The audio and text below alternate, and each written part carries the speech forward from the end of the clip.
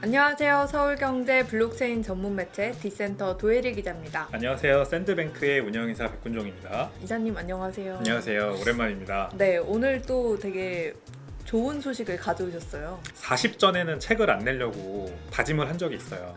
네. 저의 짧은 어떤 식견과 이런 지식을 뽐내지 말자 40전까지는. 제가 참고로 올해 37인데 네. 37에 책을 내버렸습니다. 네. 바로 이 책이죠. 네, 웹 표지가 너무 3.0 예뻐요. 사용 설명서 이런 제목으로 책을 냈습니다. 네, 그런 결심을 하셨는데도 불구하고 책을 쓰시게 된 계기가 뭔가요? 요즘 이제 워낙에 웹 3.0이라는 그 테마가 인기잖아요. 그죠. 네, 일단 웹 3.0이 뭐 이름은 되게 거창한데 네. 사실상 인터넷이에요. 네. 근데 그 인터넷은 그러면 무엇인가? 우리가 맨날 이제 접속해서 쓰지만 그죠. 아침에 일어나서 핸드폰 보고 이제 카카오톡을 켜고 이런 게 다 이제 인터넷 세상에 우리가 살고 있는 거잖아요. 네.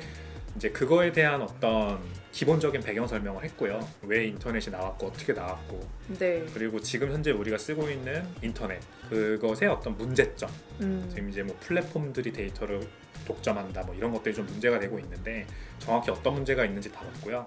그 다음에 그래서 그거를 해결하기 위해서 웹 3.0이라는 개념이 나오고 있는 건데 나한테는 어떤 이득이 되고 그래서 나는 어떻게 거기서 돈을 벌 수 있고까지 오. 한번 설명을 해봤습니다. 네, 이 책을 읽으면 어떻게 웹 3.0에서 돈을 벌 수 있는지까지 알 수 있다고 합니다. 다 같이 부자 돼야죠.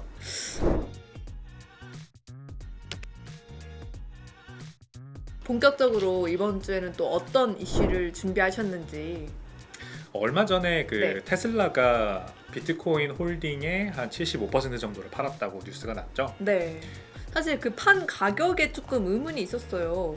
이게 크게 수익을 내고 판 것도 아니고, 그렇죠. 네, 산 가격이랑 판 가격이 그렇게 비등비등하다라는 추정이 나와서 왜 이 시점에 팔았을까라고 저도 되게 궁금했거든요. 그렇죠. 더 내려갈까봐 팔았나?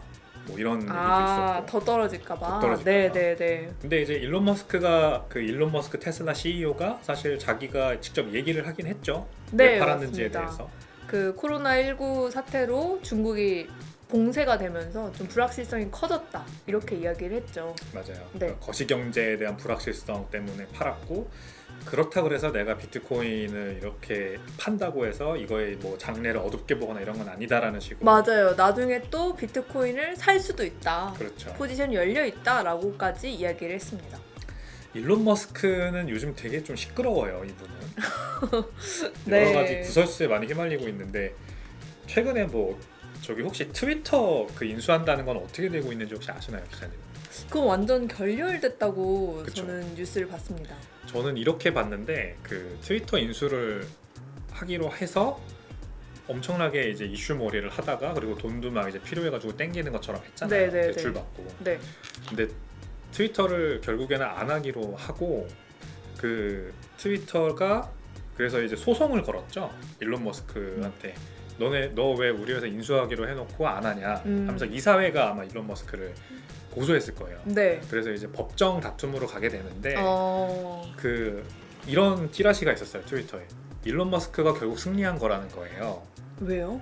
왜냐면 그 일론 머스크가 트위터 이사회에 계속 요구했던 게 그 트위터 봇 알고리즘에 대해서 공개해라였거든요.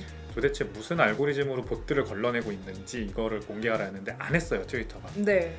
너가 뭔데 우리가 이거 공개하냐 이거였는데 지금 법정 다툼으로 가면은 그 사안의 쟁점이 인수를 왜 안 했는지 안 한 증거가 이유가 뭔지 네. 이거잖아요. 그러면 일론 머스크 측은 쟤네가 봇 공개를 안 해서요 라고 할 거 아니에요. 그죠. 그러면 이제 법원에선 증거 제출을 하라고 할 거예요. 그죠. 그러면은 이 트위터 이사회는 반드시 증거를 제출해야 됩니다. 그럼 공개를 할 수도 있겠네요. 그렇죠. 그러니까 이게 트위터 역사에 한 번도 공개된 적이 없는 네. 자체 내부 봇 알고리즘이 이번 소송을 통해서 아예 대중에 공개돼 버릴 수 있는 거예요. 물론 그럼- 법정 안에서 벌어지는 일이니까 이제 내부인들에게만 보여지게 되겠지만 그죠. 어떻게든 유출될 수 있는 거죠. 그런 게. 그죠. 법원 취재가 만약에 가능하다면 그렇죠. 기자들이 기사를 쓸 수도 있겠죠. 그렇죠. 네. 그래서 결국에는 네. 일론 머스크의 승리다. 그는 이거를 다 이제 뭐 짜여진 각본대로 했을 뿐이고 역시 천재다. 이런 약간 네. 추한 글도 있고 그래요. 네. 그래서 근데 트위터를 도대체 애초에 왜 그 인수하려고 하는 걸까? 그런 이야기 많았잖아요. 그 일론 머스크가 좀 이렇게 자유롭게 발언하는 거에 대한 니즈가 컸고 그런 의미에서 트위터를 인수를 해서 좀 더 자유롭게 사람들이 발언권, 표현의 자유를 갖도록 하자라는 거 아닐까라는 추측이 있었죠. 어떻게 보시나요? 네. 저도 같은 의견입니다. 그러니까 이 사람이 가지고 있는 기본적인 사상은 엄청난 이 약간 아나키즘. 그러니까 미국의 정권에 이 사람이 그렇게 지금 그 현재 정권과도 마찬가지고 그전 정권과도 마찬가지고 항상 친하지가 않더라고요. 지금도 바이든 대통령이랑 엄청 대립각 세우잖아요.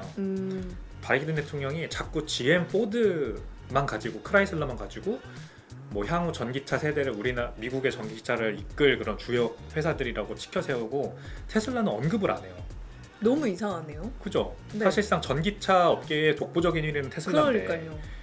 계속 테슬라는 안중에도 없고 이 세계 회사만 부풀리고 이제 언론 나와서 얘기하니까 일론 머스크가 트위터를 정말 잘 이용하잖아요. 이분. 네. 항상 트위터에다가 적어요. 그거를 다 자기 심경을. 근데 네. 이제 결국엔 대통령 욕을 하는 거죠. 왜 테슬라는 언급 안 하냐 이렇게 직접적으로. 근데 보세요. 예전에도 트럼프 대통령이 트위터에서 계정이 정지당한 적이 있었잖아요. 그죠. 지금도 이제 트위터를 못 사용하고 계신데 그때 아마 팔로워 수가 몇억 명이었을 거예요. 3억 명이었나 뭐 이랬을 거예요. 네. 근데 그런 트위터 계정이 하루아침에 날아가잖아요. 트위터 내부 정책에 위배됐습니다 하면서. 일론 머스크가 저는 뭐 우파다 좌파다 뭐 어느 정당을 지지한다 이걸 말씀드리는 게 아니고 이제 이런 행태가 싫은 것 같아요. 이 플랫폼이 SNS라고 하는 소셜미디어라고 하는 플랫폼이 왜 그런 셀럽들 유명인사들의 발언을 검열하고 뭐 이렇게 심지어 계정을 정지하기까지 하느냐 이거죠.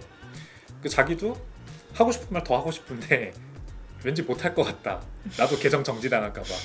약간 이 걱정을 하다 보니까 이제 화가 나서 네. 트위터를 아예 내가 그냥 싹 뜯어 고치겠어 하고 인수하려고 하는 거 아닌가. 그래서 이제 상장 회사잖아요. 네. 그러니까 주주들이 엄청나게 많고 이해관계가 많이 엮여 있고 그러다 보니까 자기가 인수해서 뭐 그런 계획을 발표했죠. 아예 프라이빗 컴퍼니로 전환한 다음에 자기가 하고 싶은 모든 그런 시도들을 다 해본 후 다시 상장하겠다. 맞아요. 이런 계획을 밝혔었고 사람들의 찬양을 많이 받았었는데 네. 지금 결국 결렬이 돼서 소송까지 가게 생겼습니다. 소송이 지금 진행 중인 거죠? 아니면은 아직 시작되진 않았어요. 아직 시작되진 않았어요. 소송을 아마 이제 곧 들어갈 겁니다. 참 그거 말고도 또 최근에 인터넷을 뜨겁게 달군 일론 머스크 관련된 이야기가 있잖아요. 그죠. 엊그저께 그 구글 창업자인 세르게이 브린의 아내와 네. 외도를 했다. 네. 월스트리트 저널에서 이 기사가 터졌어요. 네. 그 아내와 외도를 해가지고 걸렸다. 그리고 그거에 대해서 세르게이 브린에게 반성하기 위해서 무릎을 꿇었다. 이런 뉴스까지. 그 막 나왔어요. 되게 많은 사람들이 있는 파티에서 무릎을 네. 꿇었다. 다 보는 앞에서. 네. 그렇게 봤어요, 저도. 근데 어저께 일론 머스크가 그 트위터에다가 자기가 이제 그거에 대한 걸 올렸더라고요. 그러니까 파티에 나는 어제도 파티에 세르게이 브린과 같이 있었고 그래서 사이가 뭐 틀어졌다 이거는 전혀 사실이 아니라고 하고 그 다음에 이제 그 세르게이 브린의 아내분이랑은 올해 들어서 2번 만났다. 절대 뭐 nothing romantic 그런 거 아니다라고 이제 자기가 직접 트위터에 글을 또 올렸습니다. 그 재밌네요. 참 이분의 삶이라는 거는 뭐라 그럴까요?